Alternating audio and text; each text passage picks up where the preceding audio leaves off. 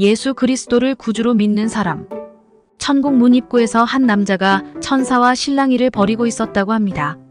남자는 자신이 분명히 성도라고 밝혔지만 천사는 아무리 찾아봐도 생명책에 이름이 없다고 대답했습니다. 정말 미안한 말이지만 당신의 이름은 생명책에 쓰여 있지 않습니다.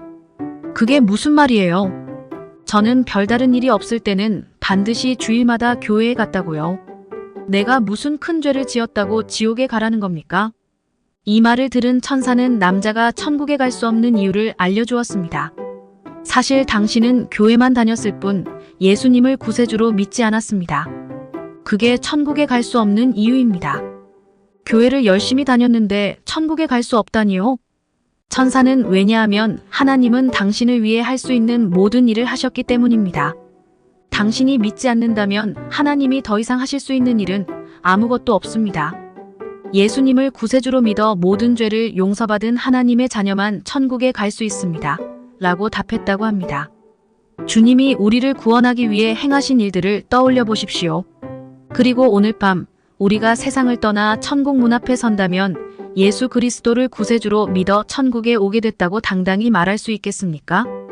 예수님을 진정으로 믿는 사람은 구원받은 자녀다운 새로운 삶을 살아가야 합니다. 천국 문 앞에서 부끄럽지 않도록 주님을 위해 늘 충성을 다하는 삶에 대해 생각해 보겠습니다.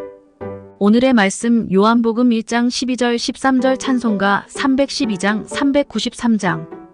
영접하는 자 곧 그 이름을 믿는 자들에게는 하나님의 자녀가 되는 권세를 주셨으니 이는 혈통으로나 육정으로나 사람의 뜻으로 나지 아니하고 오직 하나님께로부터 난 자들이니라. 주일날 교회에 출석하는 사람들은 스스로를 그리스도인이라고 생각할 것입니다. 그리고 교회에 다니기 때문에 당연히 하나님의 나라에 들어갈 수 있을 것이라고 여깁니다. 하지만 교회에 출석한다고 해서 모두가 그리스도인인 것은 아니며 교회의 출석이 곧 하나님 나라의 백성이 되었다는 증거도 아닙니다. 그리스도를 주님으로 고백하지 않으면 천국을 소유할 수 없습니다.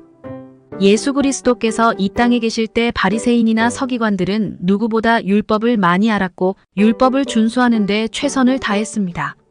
하지만 그들은 주님께서 베푸시는 구원의 은혜를 받지 않았고 주님을 십자가에서 죽게 했습니다. 예수 그리스도를 구주로 믿는 사람만이 천국의 백성이 될 수 있습니다.